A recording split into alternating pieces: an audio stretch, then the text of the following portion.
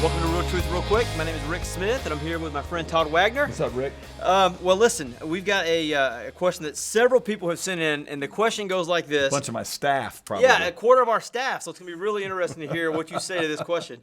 Is it okay for a Christian to get a tattoo? Not just a cross or whatever, but just, Well, tattoo. Jesus has one in Revelation 19, actually. Stay around. I'll explain that because he may not, all right? But let me start with a few things. First of all, whatever you do, Romans 14, verses 22 and 23, in summary, basically say, happy is he who does not condemn himself in what he proves. I think a little bit earlier in that, it says, let each person be fully convinced in their mind. So you better make sure that you're not just starting to think about it after you've gotten a tattoo, that what you're doing is not an offense to God. So what are some verses that might indicate that maybe you shouldn't? First of all, you would never get a tattoo because I want a tattoo, because we don't do anything for us anymore. The life which we now live in the flesh, we live by faith in the Son of God who loved us and delivered himself up for us. So it says that, all things are lawful in 1 Corinthians 10, but not all things are profitable. All things are lawful, but not all things edify, which means build other people up. Which is what some people would say to me, hey, Todd, this is going to be a great witnessing tool for me, or it's going to edify me and build me up because I'm going to put a Christian symbol.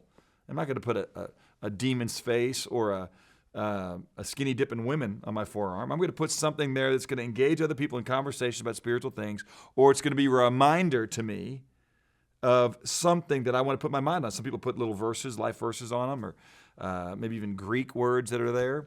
So, or their 8th grade girlfriend's name. That again is a little awkward because you're no longer in 8th grade. Yeah, weird. Plus, if you're getting tattooed in 8th grade, that's a whole nother question. Yes.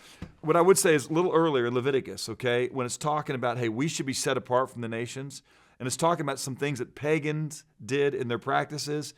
So it talks there about not cutting yourself or cutting your body for the sake of the dead, Leviticus 19:28. And then it also says in there you should make tattoo marks on yourself. You could make an argument that Leviticus 19:28 is talking about how not to be confused with the pagan culture. And if you got Christian tattoos, that's not going to be confused with the pagan culture.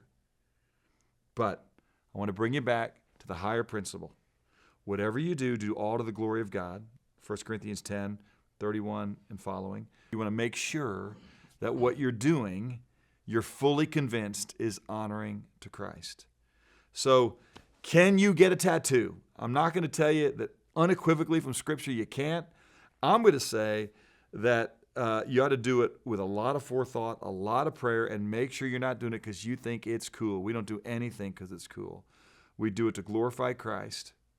And if you really think that doing this is going to be a 1 Corinthians 9:23 deal where it's going to help me identify with other people for the sake of the gospel, okay. Make that case and be convinced that's really why you're doing it. What about Jesus in Revelation 19? It says that when he comes, he'll have on his thigh, it is written, he is faithful and true. So a couple of things on that. Number one, we know it's on his robe, and it wasn't unusual for kings to put all the way on his robe, stuff all the way down. So you could even say, well, he's on that horse, that robe is on his back, kind of like a prize fighter coming in the ring. And also that robe is lapped over his thigh, so it's written there again. The other thing is many kings would describe their sword with certain things describing who they are. And so that scabbard, that sword would lay across their thigh, and so you could say it was written there. So even Revelation 19 doesn't actually have to mean that Jesus has a tattoo. I think I've actually taught that he does, and so you need to get over it. It's kind of in a fun, playful way. I wouldn't go hard to the hole on that, if truth be told. What we know is that Jesus is faithful and true, and we ought to be faithful to him and true to ourselves when we're talking about why we're doing it. I don't really want a tattoo. I want to go to Scripture and find something that can justify it for me. I want to be fully convinced it's honoring to God, edifying to others, and not for selfishness or empty conceit. And by the way, I would just go ahead and have somebody go ahead and project what your body's going to look like 40 years from now with that tat on it. Do you know what one of the fastest growing industries in America is? Tattoo removal. Tattoo removal. Lucky guess. That ought to tell you something. There you go. All right. Well, hey, thanks. Are you going to show them your tattoo? I would if I had one. Well, hey, thanks. We'll see you next week on another episode of Real Truth Real Quick.